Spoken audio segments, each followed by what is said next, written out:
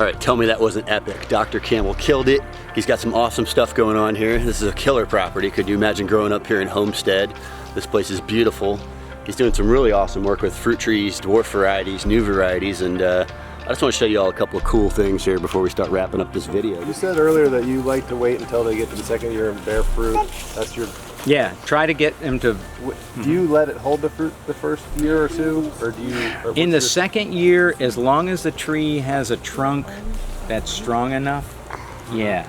If they don't, like for instance, this is a very dwarfy tree, okay? If you look at it, it's tippy, okay? This is on a super dwarf rootstock. I would not let this is actually, that's a 2-year-old tree. And I'm not gonna let it carry a fruit this year. It had bloom on it and I broke them out because the tree's too weak, all right? But if it has a good stout trunk and I know I'm gonna have trouble controlling its size, then oh yeah. So that does help hold it back. So it's more about the sturdiness, it's not about the age. It's about the structure. It's about whether it can handle it or not. And because what you'll do is if you fruit them in that second year, you can stunt a tree if you're not careful, but you just have to know what the growth potential is. Because sometimes, you know, I want dwarfing, but I don't want stunted, right? Yeah. Dwarf is good, stunted is bad. And so, like a tree like this is now finally, it's caught now, all right? And it's now ready to go. This tree is only gonna be this big, okay? This is a super dwarfing rootstock, and this tree will only be like this. So, I'm gonna let it go. You can see it breaking bud where I tipped it already. It has 1 bud, 2 buds, and hopefully make a 3rd bud there. And now it'll have a nice little canopy like this, so next year I'll let it start carrying fruit. And so when it carries fruit, you're basically missing out on at least 1 growth flush, I would say, or maybe 2 or more. On these dwarf ones, maybe 2. And so what I want in here, I really only want, we get about naturally 6 or 7 growth flushes. I want 2. That's it. But it's hard to make your tree only do 2. If you fruit it really heavy, you can do it. But you need to not, it's always that balance between fruiting it and hurting it. Because I want it to pull the energy out of the tree. But what I'm really trying to do is teach the tree to be productive. I'm teaching it to be reproductive, not trying to punish it for being reproductive. Like and I think you're parenting the trees. Exactly, really. But that's what it is. You're trying to teach them to be reproductive, but you don't want to hurt them, right? And because when it's reproductive, it's, you know, in order to make that 20% sugar, it takes everything out of that, you know, it has to pump a lot of sugar into a fruit like that. And these trees, this Angie tree where that tree has over 120 fruit on it when I started harvesting it, on a tree only this big. That's a lot of sugar going into a fruit, right? And so that tree hasn't flushed yet this year, and we're now in the 1st of July. So you have July, August, September, October, November. You still have 5 months where it could flush. So I could still get 4 flushes out of that thing. Because sometimes when they really come out, you know, when it starts raining every day and these trees go, they just, and they never stop, you know? Yeah. It's crazy, right? So they go. Cool. And so it's, you know, we keep struggling here. We're hopefully, and you know, it's just, this is what makes you feel good when you do your tipping on a tree. And you see the buds breaking there? You got 3 buds breaking right there. All right. So that means now I'm gonna have a canopy with a nice complex canopy. So I'm gonna carry fruit on this tree this year. Wow. And that's what I need because this knee high, just a little higher, thigh high. It'll be like this. Yeah. By next year, it'll be like this. And I'll carry a few fruit on it. That's amazing. And that's a Ceci Love, and that's named for my wife, and if I don't do a good job on that one, I'm in big trouble, huh? All right. Big trouble. Thank you. So that was just where I grafted it. What I normally try to do is tip at the 2nd flush. Second flush. Okay. This one I missed the first one. 1 was there, 2, and then there was the 3rd, so I did on 3. Sometimes we don't get to it, or my son doesn't do what he's supposed to do. You know, he's off. You're not keeping up with the farm chores out here?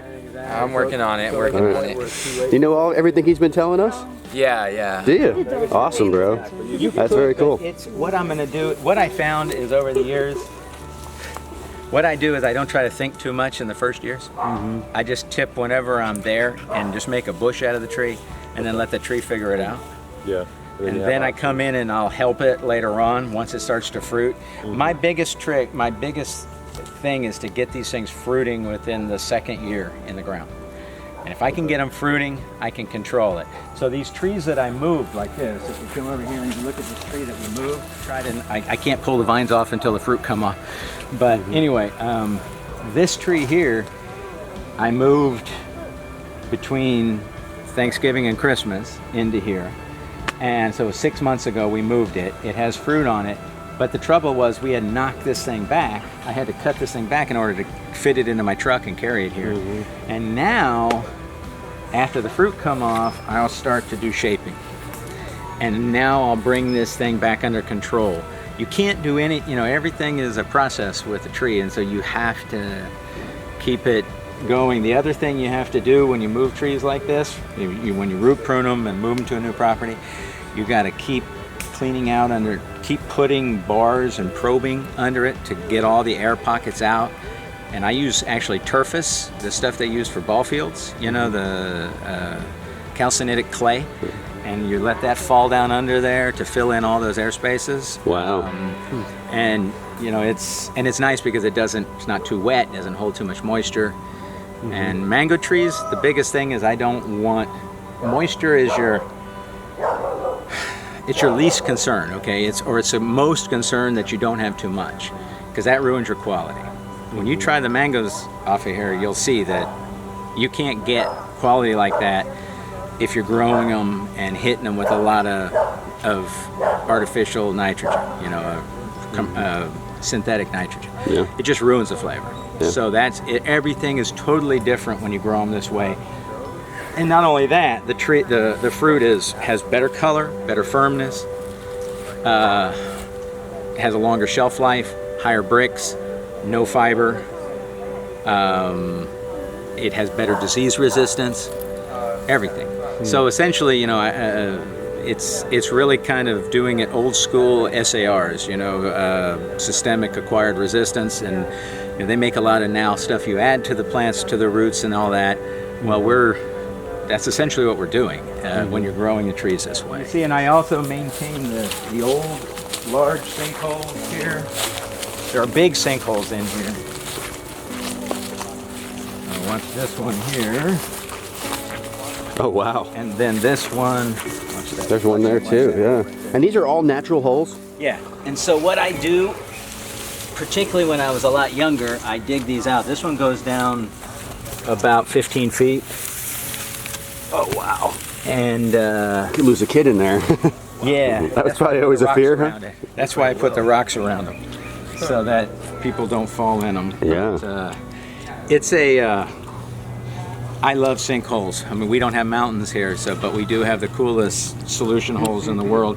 And those are the only place you can grow all of our very rare ferns and all that kind of stuff.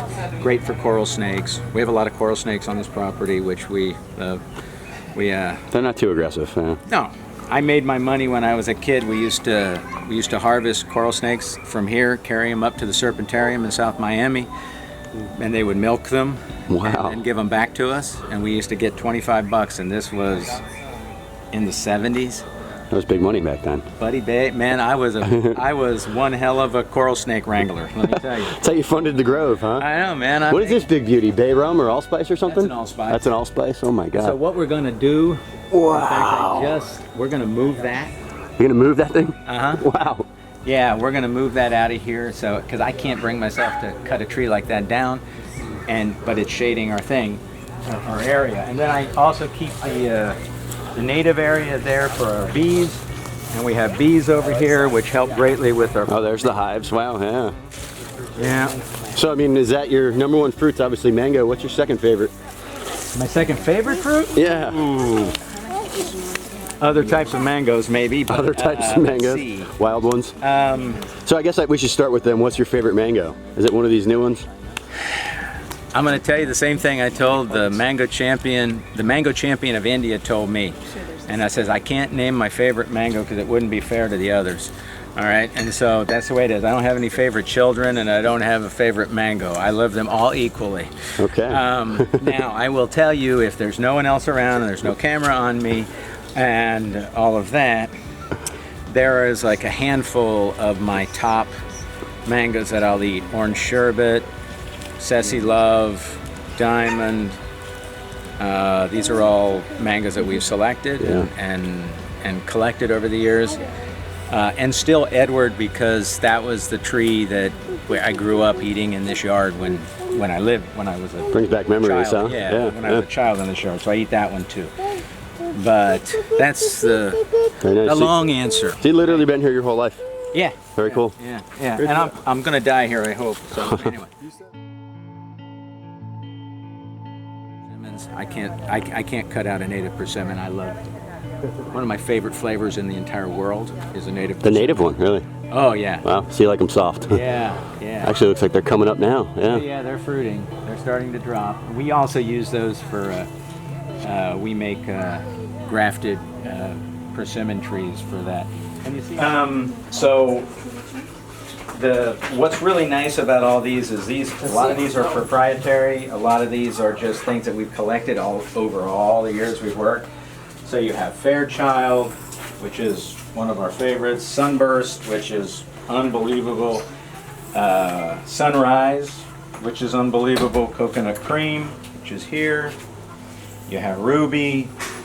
This is Heidi, which we grow because it's beautiful and extremely dwarf and a good mango. We have Kryptonite. You have Ceci Love, named for my wife. So you've already harvested some of those ones. Yeah, no, I've had all of these. These were all over there as of a couple days ago. So we harvest off, we always ripen up off the tree, right?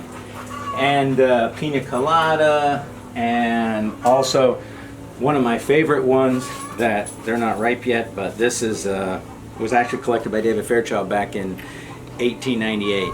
Wow. Brought into Miami. This was one of the very first mangoes brought into Miami. It doesn't have a name. We have to come up with a good name for it. But the original tree of this is gone now, and so I think we probably have the only original tree of this, or the only tree left of this. But it's very good mango. He collected it in. You got a whole box of those, huh? Yeah, Wow. he collected those in Saigon back in 1898. The Budwood. And that's India actually on there that we ripen up and use for drying. So we dehydrate a lot of our fruit too. And the other one that we don't, there's nothing ripe yet, and these are just the very ends of it, but this is orange sherbet. Oh, wow. And when this ripens, this is, Pretty amazing. no, this will blow your mind. That's what I've been getting from John Payne. I haven't had one yet. All year. Oh yeah. I'm in for it, yeah. That's where I live near him, so I get all my stuff from Exactly. all my mangoes from him. I've never tried Diamond. That's the one of the ones I definitely would like. I just planted one. It's right. late, I just supposedly. planted one too. Let's go in here and try it. I can tell you, this mango I've never had that before. No, and nobody, and I heard you saying you planted this, but this mango, I was sold it as diamond, so I don't know if it was. Zills. maybe, could be. Actually, no, Zills and Steve gave me one. I got one from Steve out at Fruitscapes and then one from Zills. Could be, but I'm not sure. The trouble is some of the names are a little confused now. Oh, and you want to try some mango? I drank like 4 cups yesterday. Yeah. He's the mango master. I've been waiting to see how our master cuts up a mango.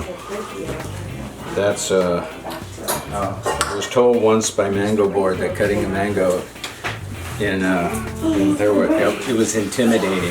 And I'm like, I don't understand what's intimidating about cutting a mango, but hey, whatever. Does the sap bother you at all?